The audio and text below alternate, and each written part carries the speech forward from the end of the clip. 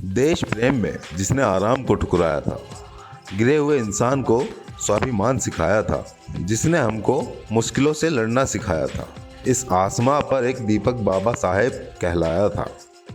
नमस्कार दोस्तों, आप देख रहे हैं न्यूज़ आवर। आज हम आपको डॉक्टर बाबा साहब अम्बेडकर के जीवन के बारे में कुछ जानकारी बताएंगे। डॉक्टर बाबा साहब अम्बेडकर भारत संविधान के शिल्पकार और आज़ाद भारत के पहले न्याय मंत्री थे।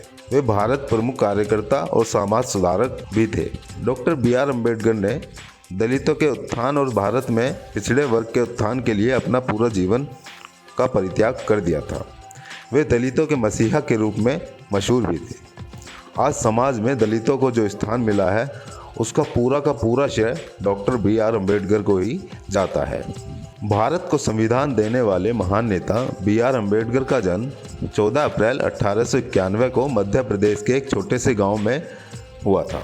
Doctor B R. अम्बेडकर के पिता का नाम रामजी मालोजी सकपाल और माता का नाम भीमाबाई था।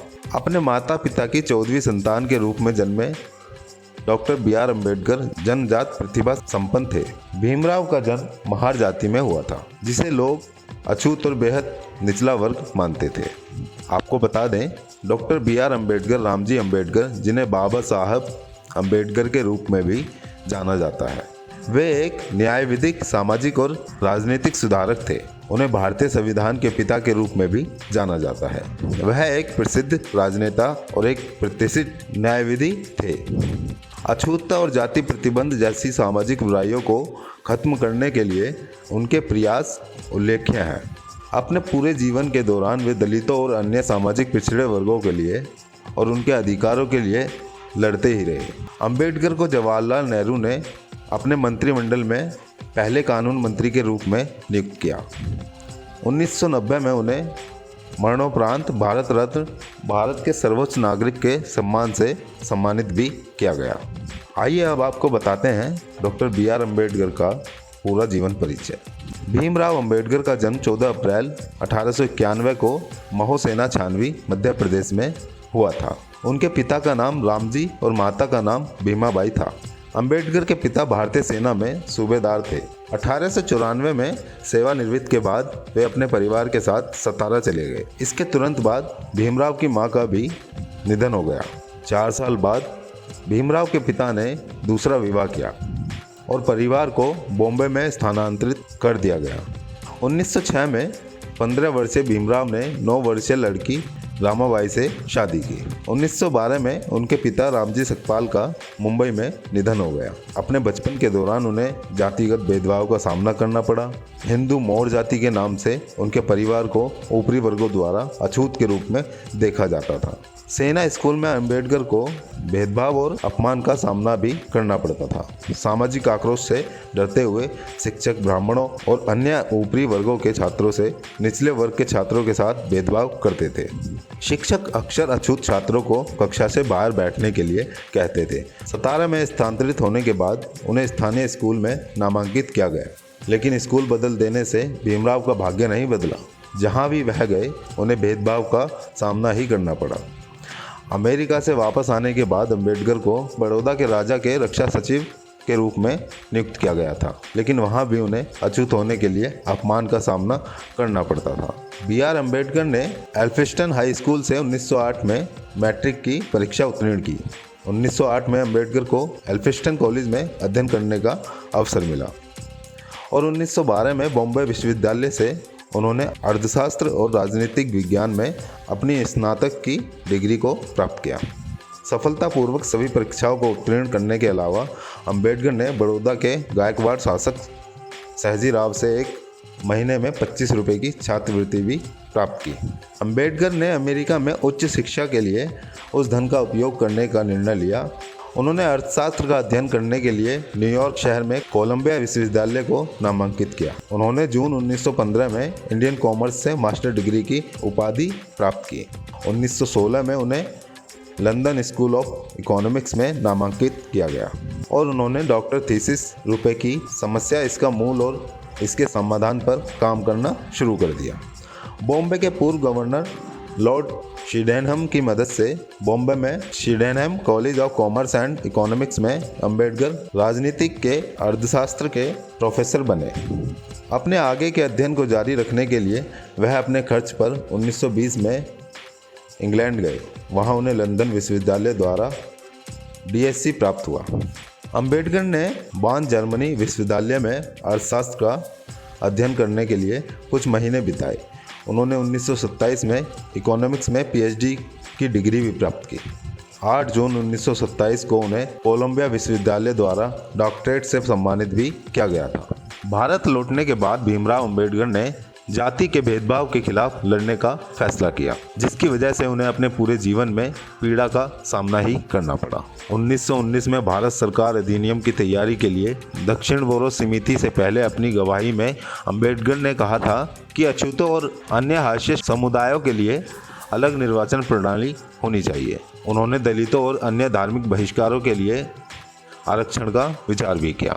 अम्बेडकर ने लोगों तक पहुंचने और सामाजिक बुराइयों की खामियों को समझने के तरीकों को खोजना शुरू कर दिया। उन्होंने 1920 में कलकापुर के महाराजा शाहजी द्वितीय की सहायता से मूक नायक नामक समाचार पत्र का शुभारंभ किया। इस घटना ने देश के सामाजिक राजनीतिक क्षेत्र में भी भारी हंगामा पैदा कर दिया। अम्बेडकर ने ग्रे के इन में बार कोर्स पास करने के बाद अपना कानूनी कार्य शुरू कर दिया।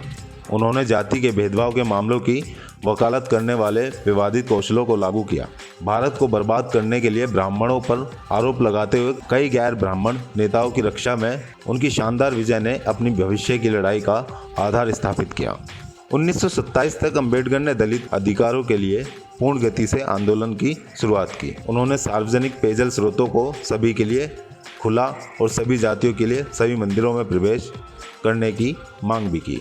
उन्होंने नासिक में कलाराम मंदिर में घुसने के लिए भेदभाव की वकालत करने के लिए हिंदुत्ववादियों की निंदा की और प्रतीकात्मक प्रदर्शन भी किए। 1932 में पूना संधि पर डॉक्टर अम्बेडकर और हिंदू ब्राह्मणों के प्रतिनिधि पंडित मदन मोहन मालवीय के बीच सामान्य मतदाताओं के भीतर अस्थायी विधानसभाओं में अस्पृश्य वर्गों के लिए सीटों के आरक्षण के लिए पूना संधि पर हस्ताक्षर भी किए गए। 1936 में अम्बेडकर ने स्वतंत्र लेबर पार्टी की स्थापना की।